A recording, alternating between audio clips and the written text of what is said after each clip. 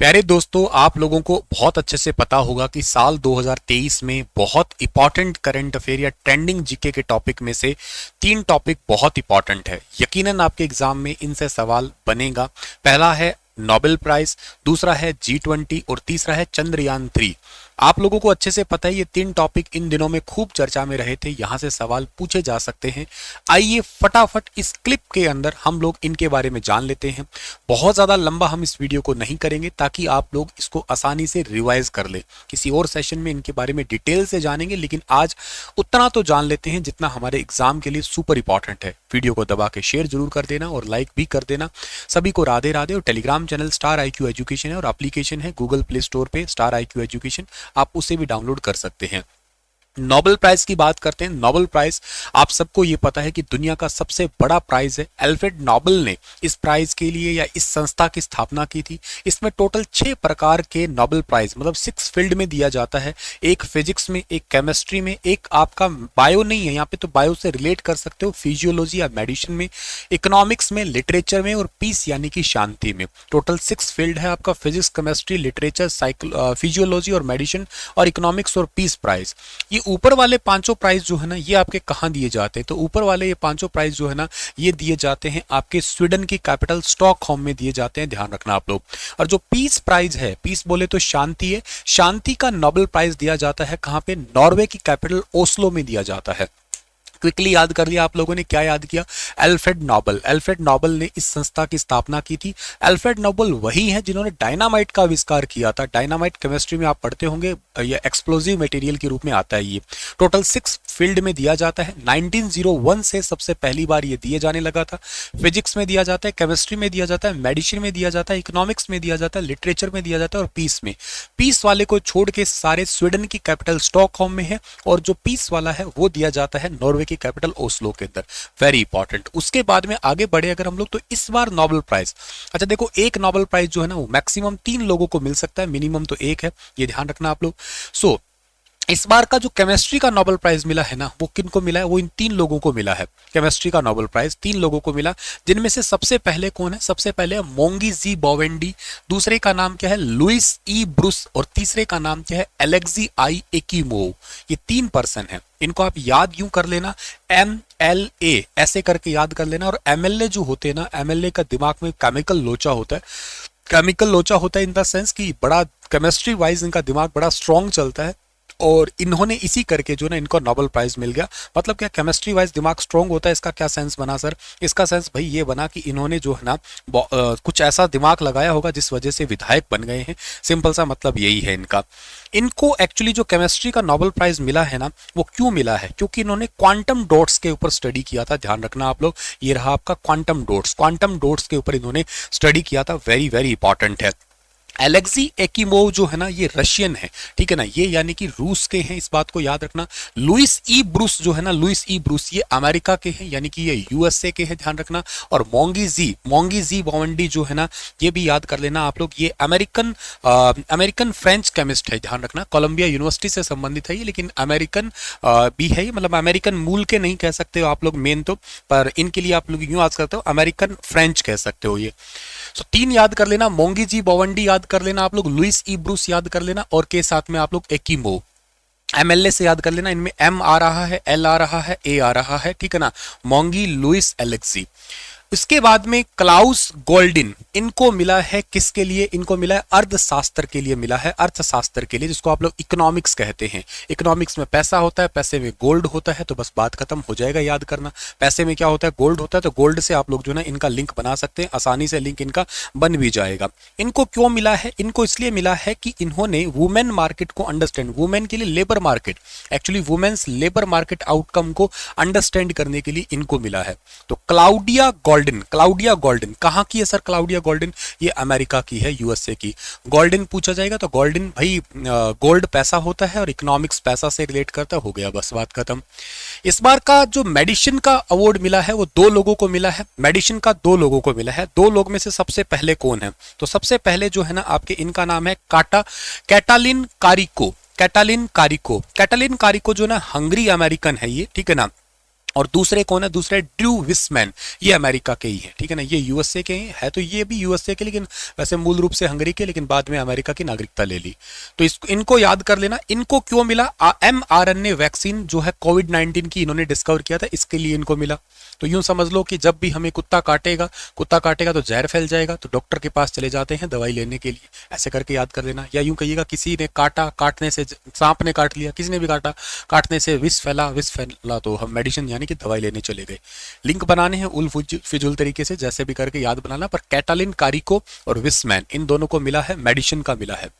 उसके बाद में फिजिक्स के 3 पर्सन हैं, इन 3 लोगों को मिला, जिनमें से सबसे पहले है पीरे ऑगस्टनी, एक है फ्रेंस क्राउसेस, एक है एनी एल हुलियर, ठीक है ना। फिजिक्स, भाई फिजिक्स बहुत भयंकर सब्जेक्ट है। फिजिक्स पढ़ा तो दिमाग खराब होगा, दिमाग खराब है तो दारू पी के, ठीक है ना, दारू पी के क्या है, क्राउ करते और मतलब हुल करते गलियों में फिरते रहे, ठीक है ना, या दारू पी के फिरते रहे, कहाँ पे, गलियों में हुल करते हुए, ऐसे करके याद कर लेना। फिजिक्स के 3 लोगों को मिला है। क्यों मिला है इनको dynamic matter, electron dynamic matter जो है ना, इसकी स्टडी के लिए इन तीनों को मिला है, ध्यान रखना आप लोग। और वेरी वेरी इंपॉर्टेंट है ये 3 पर्सन, इन 3 पर्सन को मिला है फिजिक्स का। ये तीनों के तीनों ही जो है ना आपके, ये जिसमें से जो पीरी अगोस्टनी है ना, तो फ्रेंच साइंटिस्ट है ये, और फ्रेंच जो है ना ये हंगरीन फिजिक्स्ट है, और ये जो एनी है ये भी फ्रेंच ही है आपके। नेक्स्ट एक है बहुत इंपॉर्टेंट, इनका सवाल बन सकता है, नरगिस मोहम्मदी ईरान की है, ध्यान रखिएगा। इन्होंने वुमेन्स के लिए fight to promote human right and freedom for all, women जो ईरान की महिलाओं हैं उनके लिए फाइट किया, इनके लिए मेहनत की। हालांकि वर्तमान में ये जेल में है, 31 साल की इनको जेल और 150 करोड़ की इनको सजा मिली हुई है ईरान की जेल में। नरगिस मोहम्मदी इनका नाम है। पीस, शांति, जहां मोहब्बतें फैलाई जाती है, मोहब्बतें जहां होती है वहां पे शांति ही रहती है। मोहम्मदी मोहब्बतें ऐसे करके लिंक बना लेना आप लोग, ठीक है ना। लास्ट है लिटरेचर यानी कि होता है साहित्य का किसको मिला है, जॉन फॉस को। ऐसा गजब का साहित्य लिखा कि लोग फंस ही गए पढ़ते पढ़ते, जॉन फॉस फंस गए उसमें पढ़ते पढ़ते। इनको इसलिए मिला to give voice to the unsayable, मतलब जो अनकही आवाज लोगों के लिए, या कुछ इस प्रकार के साहित्य जो कह नहीं सकते उनके लिए बातें जो साहित्य के अंदर लिखी गई है, अनसेएबल थॉट जो है ना लिखा है। तो टोटल 6 फील्ड है, एक बार के लिए क्विकली फिर से रिवाइज करते हैं हम लोग। सबसे पहली बात हमारे पास में आती है नोबेल प्राइज इन केमिस्ट्री के अंदर 3 लोगों को मिला है, तीनों को आप लोग एमएलए से याद करेंगे। एमएलए में आप लोगों को मोंगी याद करना है, मोंगी के बाद में आपको याद करना है ब्रूस के बाद में आपको याद करना है एकीमोव याद कर लेना है, ठीक है ना। मोंगी है, मोंगी, ब्रूस है, ब्रूस मतलब ब्रश बनाते हैं उसमें नाइलॉन होता है, नाइलॉन केमिस्ट्री में होता है, ऐसे भी करके याद कर देना आप लोग, ठीक है ना। एकीमोव एलेक्सी, लुई ई ब्रूस है और मोंगी जी, ये तीनों एमएलए से याद कर लेना आप लोग। ये केमिस्ट्री का नोबेल प्राइज मिला है इस बार इनको। क्लाउडिया गोल्ड सर ने बताया था इकोनॉमिक्स के अंदर होता है, तो ठीक है हो गया गोल्डन आपका। अच्छा, इसके बाद में मेडिसिन है, भाई कुत्ते ने काटा था तो जहर फैल ना जाता इसलिए हम दवाई लेने चले गए थे, तो कैटालिन विस, ठीक है ना, कैटालिन विस है। उसके बाद में फिजिक्स था, भाई फिजिक्स पढ़ा, दिमाग खराब हो गया, दारू पी के फिरते रहे गलियों में हुल करते हुए गलियों में फिरते रहे, ठीक है ना। तो पीरे ऑगस्टनी है, उसके बाद में क्राउजेस है, और इसके अलावा साथ में जो ना हुलियर है। मोहब्बतें, शांति जहां होती है वहां मोहब्बतें होती है, नरगिस मोहम्मदी। जहां शांति है वहां नरक से भी बचा जा सकता है, नरगिस से नरक, ऐसे याद करो, नरक से बचा जा सकता है, ऐसे भी लिंक बना लेना। और साहित्य इतना गजब का लिखा कि फंस गए पढ़ते पढ़ते, जॉन फोस, ठीक है ना। इस बार के लिए ये हो गए। भारत में अब तक कितने लोगों को नोबेल पीस प्राइज मिला, सॉरी ये टोटल आपका नोबेल प्राइज मिला हुआ है। भारत में अब तक टोटल 9 लोगों को नोबेल प्राइज मिला हुआ है, जिनमें से एक है रविंद्रनाथ टैगोर, याद रखना रविंद्रनाथ टैगोर। इनको 1913 में मिला था, गीतांजलि के लिए मिला था, लिटरेचर के लिए मिला था, फर्स्ट इंडियन थे जिनको नोबेल प्राइज मिला था। सेकंड थे सीवी रमन, इनकी वजह से आप 28 फरवरी को मनाते हैं, नेशनल साइंस डे मनाते हैं। इन्होंने रमन इफेक्ट खोजा था फिजिक्स के फील्ड में, 1930 के अंदर इनको नोबेल प्राइज मिला था। तीसरे हरगोबिंद सिंह खुराना, इनको मेडिसिन के क्षेत्र में 1968 के अंदर नोबेल प्राइज मिला था, ये फर्स्ट इंडियन थे जिनको मेडिसिन के अंदर नोबेल प्राइज मिला। फोर्थ है कौन, मदर टेरेसा पीस के लिए 1979 में इनको नोबेल प्राइज मिला। फिफ्थ नंबर पे आते हैं सुब्रमण्यम चंद्रशेखर, फिजिक्स में सेकंड पर्सन थे जो 1983 में नोबेल प्राइज लिए थे। सिक्स्थ नंबर पे आते हैं Amartya Sen, for economics first winner है जो इकोनॉमिक्स में नोबेल प्राइज लिया 1998 के अंदर, very very important. Venkataraman Ramakrishnan, तो वेंकटरमन रामाकृष्णन केमिस्ट्री के लिए नोबेल प्राइज मिला, फर्स्ट पर्सन थे जिनको 2009 के अंदर केमिस्ट्री का नोबेल प्राइज मिला। आठवें आते हैं कैलाश सत्यार्थी, पीस के लिए सेकंड पर्सन जिनको 2014 के अंदर नोबेल प्राइज मिला। एंड 9th नंबर पे आते हैं अभिजीत बनर्जी आते हैं फॉर इकोनॉमिक्स 2019 के अंदर इनको नोबेल प्राइज मिला। सबसे इंपॉर्टेंट पार्ट है, जरूर याद रख लेना।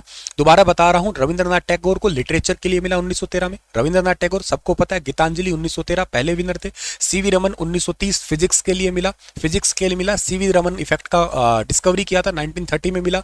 हरगोबिंद खुराना मेडिसिन के अंदर मिला 1968 में। मदर टेरेसा 79 के अंदर मिला, पीस के लिए मिला। और जो हमारे सुब्रमण्यम चंद्रशेखर साहब है फिजिक्स के लिए मिला 1983 के अंदर।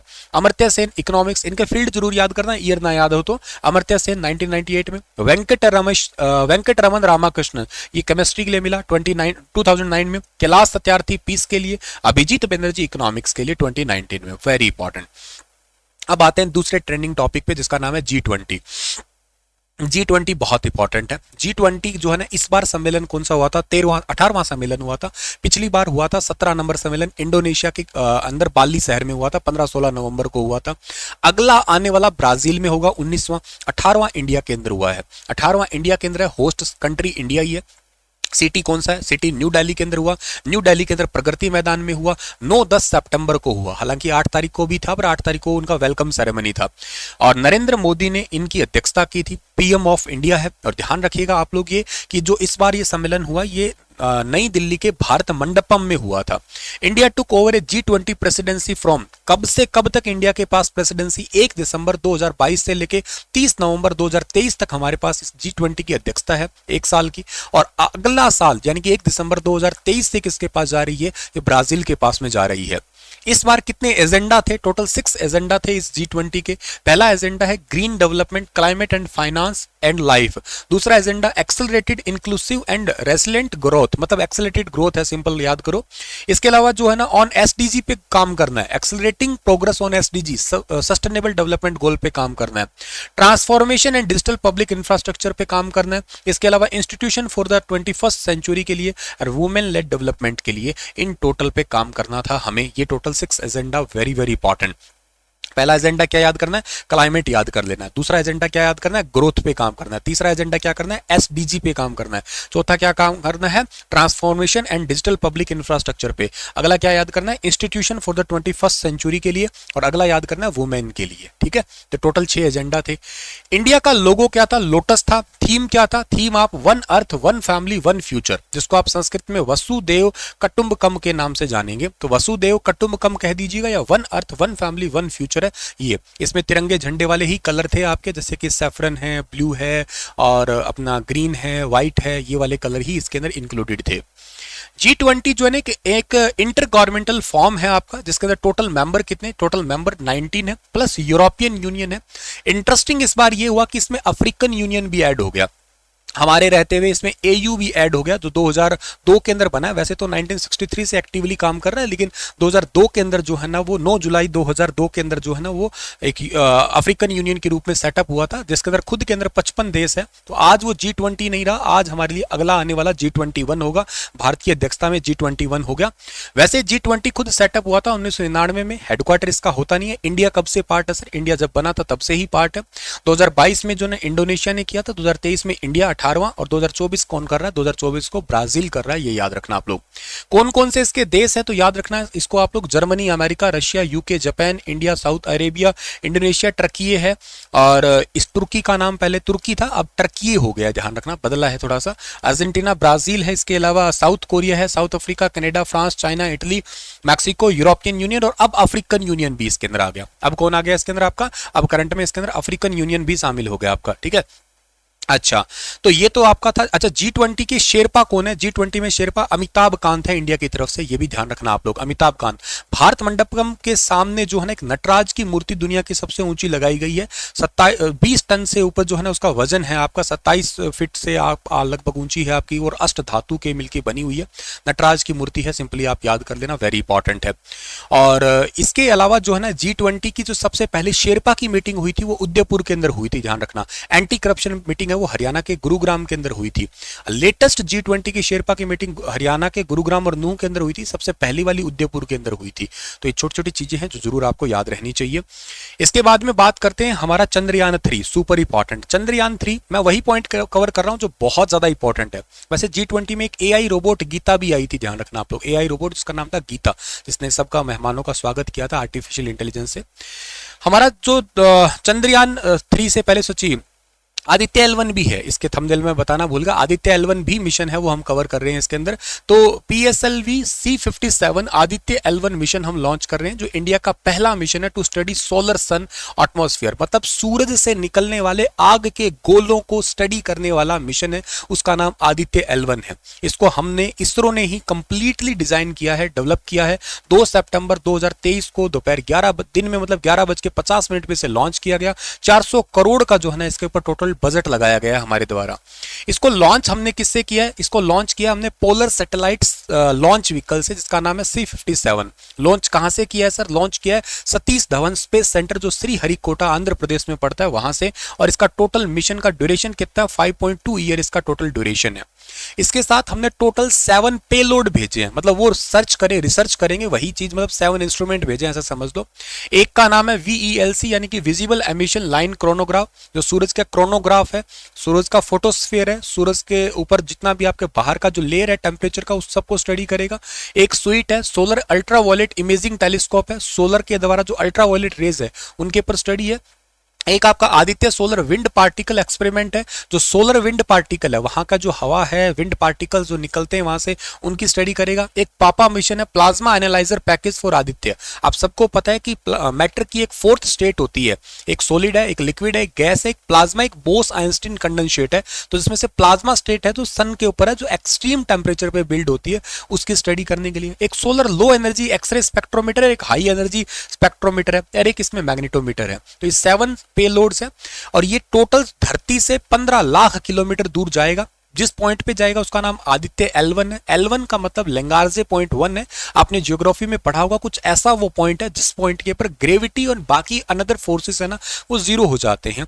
उस पॉइंट के ऊपर इसको रख के सन को ऑब्जर्व करना है। इन चीजों के थ्रू ऑब्जर्व करेंगे ताकि वहां से निकलने वाले जो सोलर आपके फ्लेयर्स हैं, जो आग के गोले निकलते हैं, जिसकी वजह से बहुत सारे पार्टिकल आयोनाइज्ड हो जाते हैं, और वो आयोनाइज्ड पार्टिकल हमारे अर्थ के बाहर जो सैटेलाइट है उनके टकराते हैं, उनको खत्म करते हैं। उन चीजों को रोका जा सकता है इन फ्यूचर के लिए। इस प्रकार का टारगेट लेके हमने आदित्य L1 मिशन जो है ना वो लॉन्च किया है इंडिया ने। सुपर इंपॉर्टेंट है, भूलना नहीं आपको।